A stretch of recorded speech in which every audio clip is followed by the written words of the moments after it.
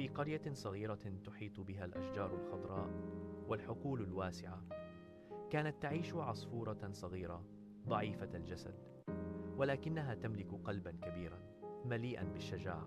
كانت هذه العصفورة تختلف عن باقي الطيور، فلم تكن قوية في الطيران مثل الصقور، ولا سريعة مثل السنونو. لذلك كان بعض الطيور يستهزئون بها ويقللون من شأنها. كانت العصفورة رغم ذلك لا تهتم بكلامهم، وكانت دائما تقول لنفسها: قد أكون صغيرة وضعيفة، لكن يمكنني أن أفعل شيئا مفيدا.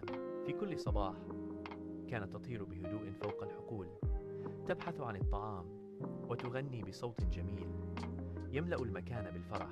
وكان هناك طائر حكيم كبير في السن يراقبها دائما بإعجاب، لأنه كان يرى فيها شيئا مميزا لا يراه الآخرون. في يوم من الأيام حدث أمر خطير في الغابة القريبة من القرية. اشتعلت النار فجأة بسبب حرارة الجو الشديدة، وبدأت ألسنة اللهب تنتشر بسرعة بين الأشجار الجافة.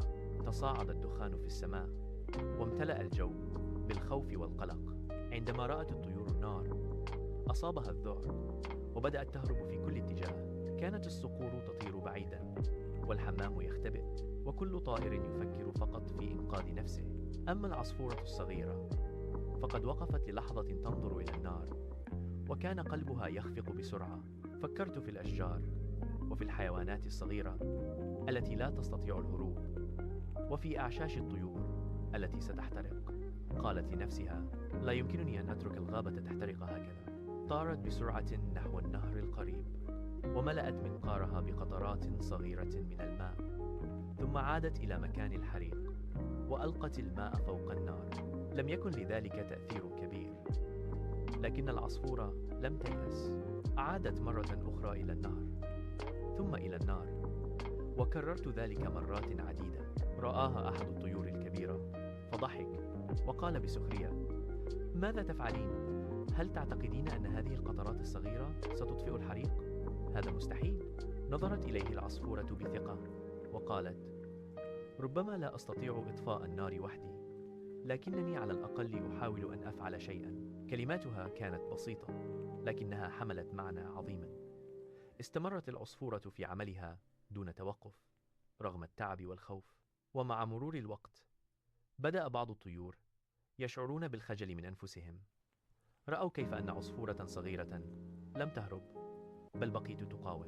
قال أحد الطيور: إذا كانت هذه العصفورة الصغيرة تحاول، فلماذا لا نحاول نحن أيضا؟ وبدأ طائر آخر يطير إلى النهر، ثم تبعه طائر ثالث، وهكذا بدأ عدد من الطيور ينضم إلى العصفورة. كل طائر كان يحمل القليل من الماء، لكن عندما اجتمعوا أصبح لهم تأثير أكبر. ومع الوقت بدأت النار تضعف تدريجيا.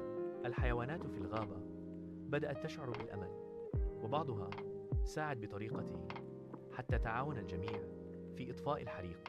بعد وقت طويل من الجهد والتعاون تمكنوا أخيرا من السيطرة على النار وإخمادها.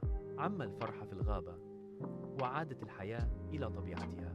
جاء الطائر الحكيم إلى العصفورة الصغيرة وقال لها بابتسامة: لقد كنت شجاعة جدا.